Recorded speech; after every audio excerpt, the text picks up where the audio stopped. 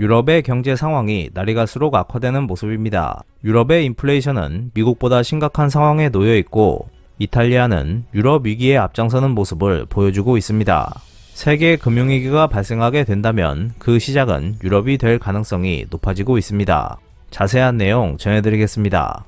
미국 중앙은행인 연방준비제도 이사회의 제롬 파월 의장은 지난 8월 26일 잭슨홀 미팅에서 연설을 했습니다. 이때 파월 의장은 경기 악화와 같은 아픔을 동반하더라도 인플레이션이 억제될 때까지 당분간 금리 인상을 지속하겠다는 방침을 밝혔습니다. 반면 미국의 인플레이션은 진정될 조짐이 나타나고 있습니다. 이날 발표된 7월 개인소비지출 가격 지수는 전년 대비 6.3% 상승했습니다.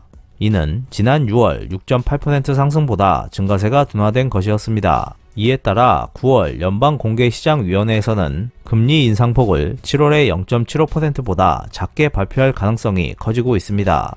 어쨌든 FRB가 당분간 금리 인상을 지속할 방침이 확인됨에 따라 금융시장에서는 금리가 상승하고 달러화 강세가 나타나면서 주가는 하락했습니다. 이에 따라 유럽중앙은행의 고위 관계자는 9월 8일로 예정된 정례 정책이사회에서 큰 폭의 금리를 올려야 한다는 의견을 잇따라 표명하고 있습니다. ECB는 7월 정책이사회에서 11년 만에 금리 인상을 실시했습니다. 인상폭은 0.5%로 원래 금리 인상에 신중한 ECB로서는 대담한 조치였습니다. 그만큼 ECB의 인플레이션에 대한 위기감은 강하지만 8월 유로존 소비자 물가지수가 전년 대비 9.1% 상승하면서 사상 최고치를 경신하는 등 유럽에서 인플레이션이 진정될 조짐은 전혀 보이지 않고 있습니다. FRB가 금리 인상 노선을 유지하는 이상 ECB도 금리 인상을 진행시키지 않으면 유로화 약세가 진행되면서 수입 인플레이션 압력이 강해질 우려가 있습니다. 이 때문에 ECB 고위 당국자들은 잇따라 큰 폭의 금리를 올려야 한다고 발언해 투자자들의 기대를 유도하기 위해 노력했을 것입니다. 실제로 금융시장에서는 ECB가 9월 정례 이사회에서 0.75%의 금리를 올릴 것이라는 관측이 커지고 있습니다. 2022년에 들어서면서 유로화의 달러 환율 움직임은 일관되게 유로화 가치가 하락하는 방향으로 움직였습니다. 유로화 약세폭은 금리 인상을 전혀 할 수 없는 일본보다는 그나마 괜찮은 상황이지만 올 들어 급격히 하락한 유로화 약세는 유럽 경제가 안고 있는 구조적 문제를 반영한 현상이라고 할 수 있습니다. 그러한 구조적인 문제의 가장 큰 원인은 고인플레이션의 원인으로 지목되고 있는 에너지 문제입니다. 유럽연합이나 영국의 인플레이션은 미국에 비해 심각한데 그것은 유럽이 탈탄소화와 탈러시아화를 목표로 하고 있기 때문이었습니다. 그중 탈탄소화의 핵심인 재생에너지는 기후 사정으로 불안정한 상황이 계속되고 있습니다. 한편 화석 연료에 관해서는 유럽 각국이 온실가스 배출이 많은 석탄 화력을 배제하는 한편 비교적 깨끗한 천연가스의 이용을 추진해 왔습니다.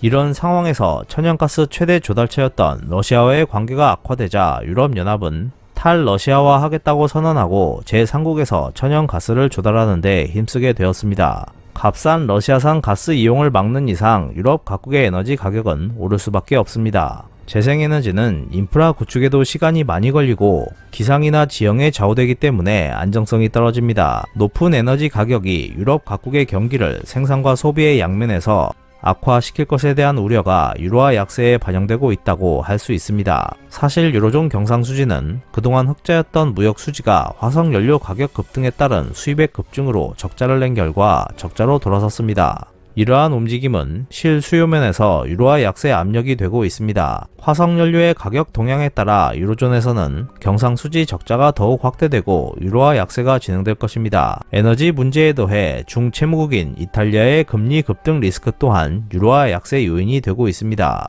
이 같은 사실은 ECB가 7월 금리 인상 때 표명한 위기 대응 방안 TPI가 투자자의 신인을 얻지 못했다는 뜻이기도 합니다. 투자자들은 TPI가 실효성이 떨어진다고 판단하고 있는 셈입니다. 9월 25일에 실시되는 이탈리아 총선에서는 EU 입장에 반대하고 확장 재정 지향이 강한 당이 정권을 잡을 것으로 전망되고 있습니다. 선심성 정책이 시행될지 확실치는 않지만 재정 악화에 대한 우려로 이탈리아의 금리는 다른 나라보다 높아지고 있습니다. TPI는 금리가 급등한 나라의 국채를 ECB가 사주는 정책이지만 발동 요건이 매우 까다롭다는 특징이 있습니다. 아주 간단히 말해 유럽연합의 재정 규칙에 따르더라도 재정이 악화된 나라가 아니면 TPI가 발동되지 않는다는 구조입니다. 하지만 유럽연합의 재정 규칙에 따랐다면 애초에 금리는 급등하지 않을 것이며 TPI는 발동되지 않을 것입니다. ECB가 이 같은 발동 요건을 설치한 배경에는 자산 구입에 비판적인 독일 연은에 대한 배려가 깔려 있는 것으로 보입니다. 그러나 이래서는 TPI가 실효성이 떨어진다고 투자자들의 판단을 받아도 소용없습니다. 중앙은행도 탈탄소화에 주력해야 한다고 어필하는 등 이래저래 퍼포먼스가 돋보이는 크리스틴 라가르드 ECB 총재지만 시장과의 대화는 능숙하지 않은 모습입니다. 확실히 언제까지 진행되지 않는 재정 통합의 외상값을 ECB가 계속 지불할 수도 없습니다. 그렇다고 하더라도 유럽의 금융 불안이 일어났을 때 즉효성이 있는 정책을 쓸 수 있는 곳은 ECB뿐입니다. 어쨌든 라가르드 총재가 만족스럽게 발표한 TPI는 투자자의 안심으로 이어지지 않았고 오히려 ECB에 대한 불신으로 이어진 것으로 보입니다. 올 겨울 유럽 각국에서는 가스 부족이 우려되고 있고 영국, 독일에서는 계획 정정 가능성마저 제기되고 있습니다. 가을에 접어들면서 유럽의 가뭄이 해소된다면 물을 많이 필요로 하는 원자력 발전소의 발전량이 늘어남에 따라 어느 정도 전력 갈증을 해소해줄 가능성도 있지만 그래도 부족분을 채우기에는 역부족일 것으로 보입니다. 여기에 한파가 불어닥치기라도 한다면 유럽 경기는 강한 하방 압력이 걸릴 수 있습니다. 그 위험에 대비하기 위해 유럽 각국은 가스 비축과 절약에 힘쓰고 있는 모습입니다. 어쨌든 유럽 경제는 올 겨울에 큰 고비를 맞이하게 될 것입니다. 유럽연합은 9월 9일 브레실에서 임시 에너지 장관 회의를 열어 급등한 전력 요금을 낮추기 위한 조치를 검토할 예정입니다. 일정한 기준 아래에서 기업이나 가게에 보조금을 주겠지만 단기간에 27개국 모두가 보조를 맞추기는 어렵습니다. 게다가 이 정책으로는 문제의 본질인 에너지 공급의 불안정은 해결되지 않습니다. 경제의 어려움을 겨울에 비유한다면 유럽의 겨울은 매우 어렵고 또한 기간도 길다고 생각하지 않을 수 없습니다.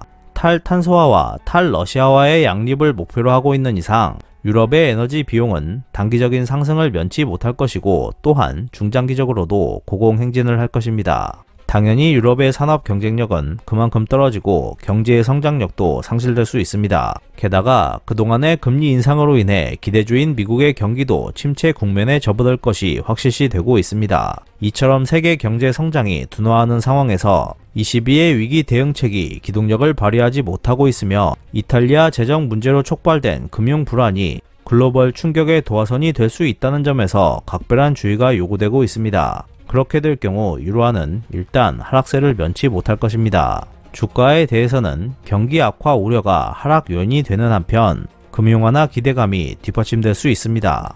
어쨌든 여러 위험 요인이 도사리고 있는 가운데 금융시장은 큰 변동성이 예상되고 있는 상황이며 앞으로도 계속될 가능성이 커질 것으로 예상되고 있습니다. 유럽과 러시아의 관계 악화로 유럽의 천연가스 가격이 한층 더 높아질 경우 한국이 수입하고 있는 LNG 가격에도 상승 압력이 가해지는 것에도 주의가 필요합니다. 계약 방식이 다르므로 영향은 제한적일 가능성이 있지만 한국 또한 유럽의 혹독한 겨울 영향에서 벗어나기는 힘들 것입니다.